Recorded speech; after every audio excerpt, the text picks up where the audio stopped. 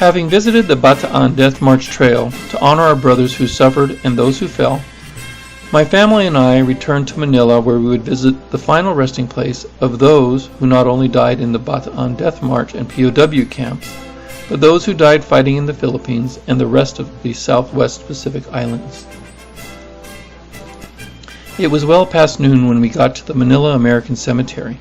The cemetery is built on part of what was Fort William McKinney, or what is now Fort Bonifacio. Completed on December 8, 1960, 19 years after World War II, it is the final resting place of 17,206 of our military, 16,636 U.S. and 570 Filipinos who served with U.S. forces. Of the 17,206 buried, 6,883, or 40%, were relocated from temporary cemeteries, like those found at Cabanatuan POW camp. The Manila American Cemetery contains the largest number of graves of our military dead of World War II on foreign soil.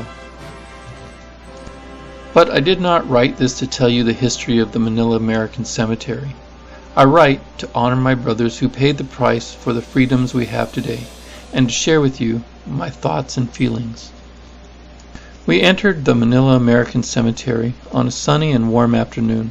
The sky was blue, and puffy white clouds decorated the sky, shimmering in the rays of the sun.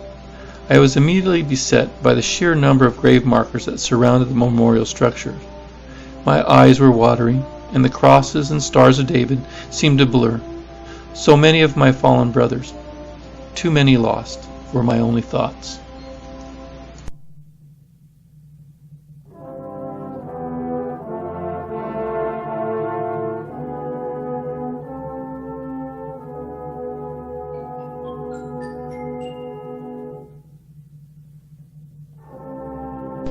We made our way to the memorial structure parking on the back side.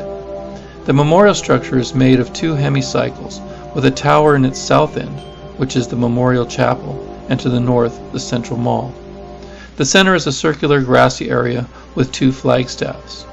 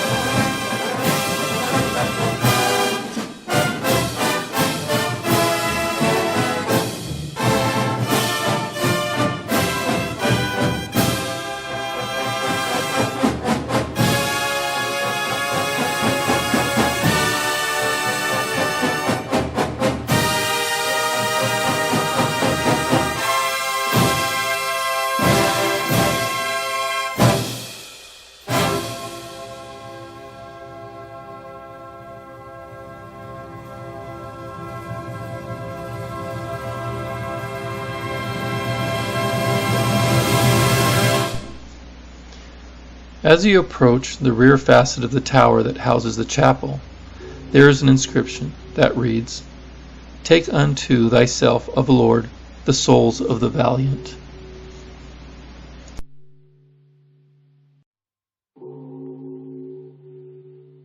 Entering the chapel at the front of the tower, on the wall to your right side are inscribed the words, "O Lord, support us all the day long until the shadows lengthen and our work is done, and then in thy mercy grant us a safe lodging and a holy rest and a peace at last." On the opposing wall to the left it reads, "O God, who art the author of peace and lover of concord, defend us thy humble servants in all assaults of our enemies, that we, surely trusting in thy defense, may not fear the power of any adversaries. At the rear of the chapel, above the altar, stands a mosaic of a woman holding flowers in the light of sun rays through darkened clouds. At her feet the inscription reads, "To their memory, their country brings its gratitude, as flowers forever living." As we stood in the chapel, I took a moment to sign the guest book and to look back into the book to see who had visited before us. I was saddened to find few names and messages by visitors from the United States. It seemed, from reading the guest book, most visitors were from countries other than the U.S.